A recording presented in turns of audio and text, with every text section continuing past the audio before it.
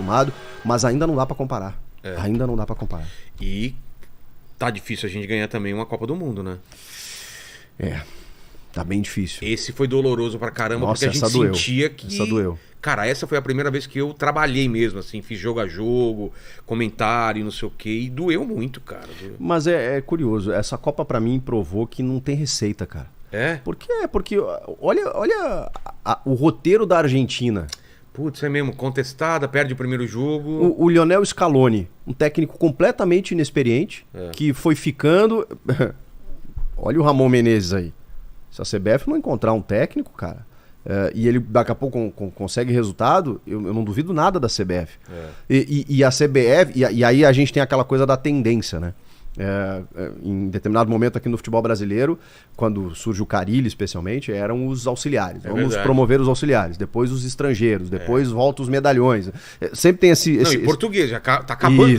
Cara, Portugal não é tão grande assim pra ter tanto técnico. Os caras chamam o português, ele nem é técnico. Resolve aqui. Chama ele. E aí, o Lionel Scaloni... Bom, o Duílio citou o exemplo do Scaloni quando efetivou o Lázaro, né? Vejam só a Argentina. Então isso cria tendência. O Scaloni não era um técnico assim afirmado. E de repente o cara faz um baita trabalho, ganha a Copa América, ganha confiança, os caras deixam. E aí tem um gênio que carregou o time nas costas. Você teve lá o Depou que jogou bem, o Di Maria que ficou fora de vários jogos, mas decidiu a final. Mas é uma coisa assim, a gente tava tão fechadinho, tava tudo, né, bacaninha, a gente fez uma baita eliminatória. Tava tudo certo no roteiro da gente. O Alisson não tinha ido uma bola no gol dele, aqui foi e entrou. Cara, muito estranho. Muito estranho. É que nem a Copa de 82 também. Tem coisas que não dá pra explicar, mas eu acho que cada vez mais difícil agora, né? Próxima geração. Mas assim, já teve... A Argentina já quebrou uma sequência aí, né, de vários títulos europeus, um sul-americano. Mas... também com um cara fora da curva, né? Que era o Lionel Messi jogando talvez a sua melhor Copa aos 35 anos.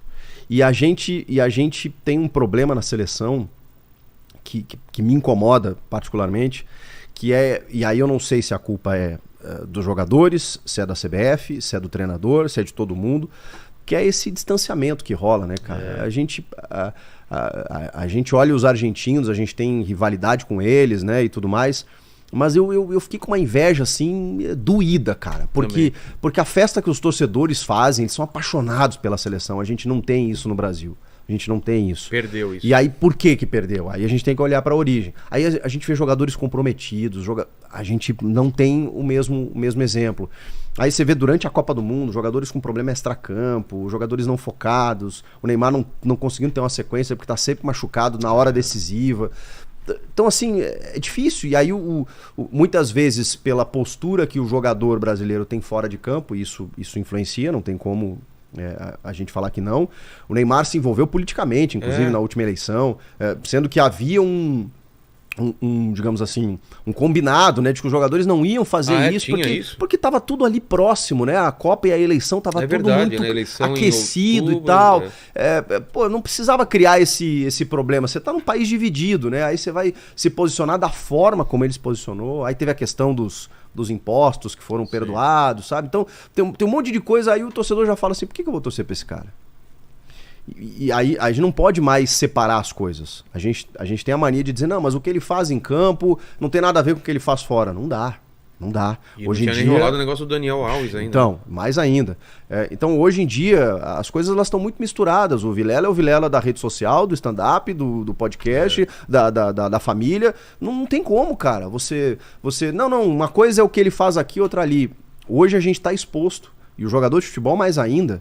Então ele precisa cuidar muito bem o que ele faz fora de campo. E eu não vejo o jogador da seleção se aproximando do público. Mas o estranho é que esse pessoal tem uma equipe toda para cuidar da imagem. Não tem? Tem, claro que tem. Então? Mas às vezes o celular tá na mão do cara na madrugada lá, quando ele tá zapeando, Tuitando, e ali não tem uma orientação, ali não tem... E às vezes o jogador... porque o jogador também é jovem, né? Então ele tá imerso nesse mundo digital. E ele não sabe, muitas vezes, o que precisa fazer, o que pode fazer. Às vezes até sabe, mas não tá preocupado também, porque não depende daquilo, o dinheiro tá caindo na conta, é muito dinheiro. Mas você acha que até dos comentaristas, você acha que eles levam isso em conta quando eles vão avaliar a performance de jogador? Tipo, o Neymar, os caras pegam uma bronca e aí começam a pegar no pé do cara, diferente de outro que não se posiciona. Tá, isso existe, mas aí eu acho errado. Aí eu acho errado. Porque assim, se ele eu for foi lá... bom no jogo ou não foi? Isso, exatamente. É isso. Então a gente tem que separar as coisas do que o público enxerga, é uma coisa. Agora, a minha função como comentarista, na hora do jogo, não é avaliar o que ele fez fora. Claro, aí uma coisa não tem nada a ver com a outra. O que eu tô falando é em relação à simpatia Sim. ou antipatia que o jogador gera em relação ao público. Isso vem de um tempo já. O comentarista, na minha opinião, não pode... Ele pode até... depois do jogo, fazer uma crítica sobre a conduta do atleta, Sim. fora do campo. Mas ela não pode, na minha avaliação, ter nada a ver com a atuação dele dentro de campo. Aí sim é o momento de separar. Ele foi bem no jogo ou não foi? Esse que é o ponto. Agora, o comportamento dele fora interferiu na atuação dele dentro do campo, aí é outra história. Por exemplo, o jogador tá na balada quando tinha que estar treinando, concentrando. Não se cuidou e acabou machucando e tal. Isso é outra parada, que influencia no que ele tem que fazer. Mas eu sinto isso também, que essa torcida, o Copa do Mundo unia a família, né? Todo mundo... E aí fica esse negócio de... Não é a mesma coisa. Não é. Aí o cara era pintando rua, todo mundo parando, fica... agora nem curto mais tanto e tal. E tem outro detalhe. O treinador da seleção, ele é curioso, o torcedor é curioso. Porque quando o jogador do seu clube tá merecendo uma convocação, você fica puto que o treinador não chama. Não convoca o jogador, convoca esses pé de rato aí, não convoca o meu jogador. Quando convoca e desfalca para um jogo importante, aí você fica mais verdade, né? Então assim, o problema das datas FIFA também eu acho que foi uma grande complicação ao longo dos anos, porque muitas vezes o técnico da seleção ele tem que pensar na seleção. Aí ele convoca o jogador do teu time não, teu jogador às vezes não joga um jogo importante, ou às vezes quando joga, mascarou. Aí parou de jogar depois que foi pra seleção.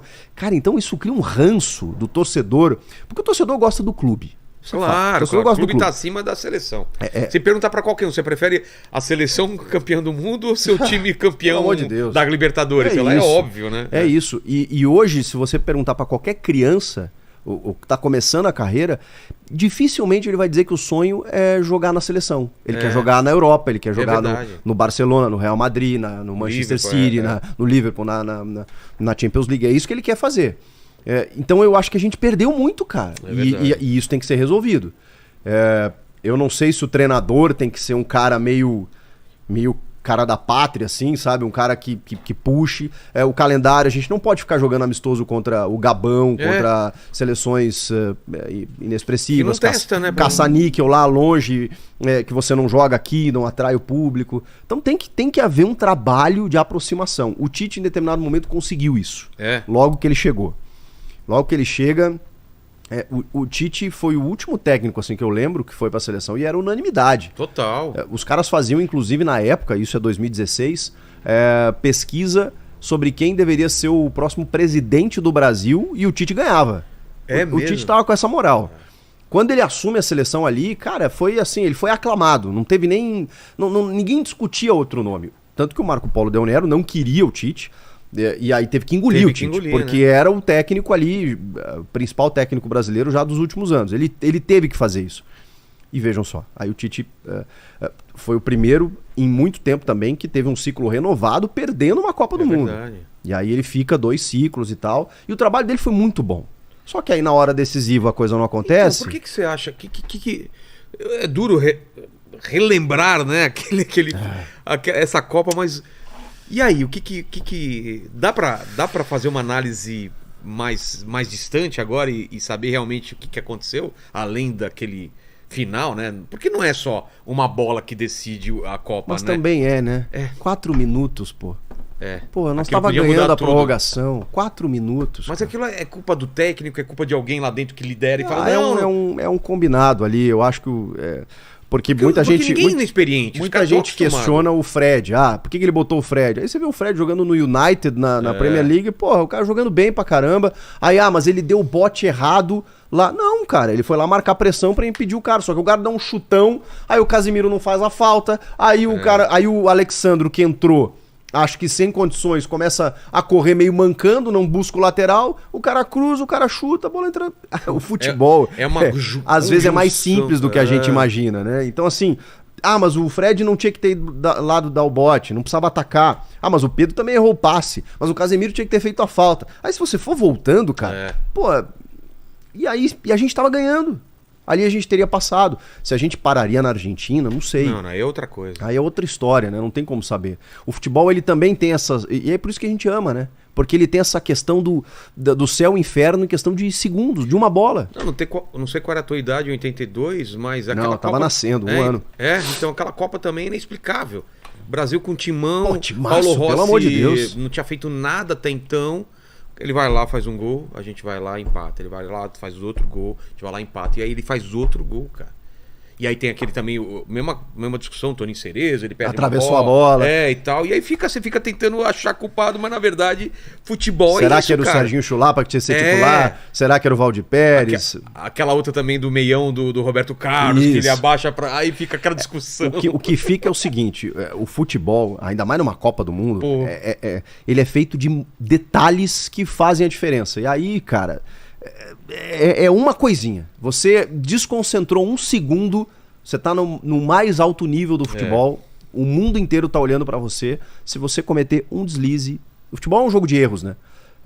É difícil, são raros os gols que saem exclusivamente por mérito e qualidade técnica. Muitas vezes, a maioria das vezes, é por conta de erro do adversário. Claro. Ou o goleiro falhou, ou o zagueiro não deu bote, ou o cara deixou ser driblado por 2 ou 3, ou o cara cometeu um pênalti. Normalmente é um erro que proporciona o gol.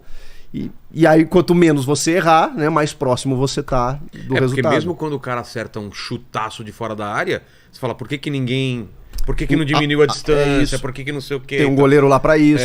Mas às vezes... Enfim. E pênalti, né? Pênalti é uma coisa que, putz, eu acho que é a pior coisa para um jogador, né? Ele pode ser questionado numa disputa de pênalti, né? O Fagner agora, né? Que todo mundo...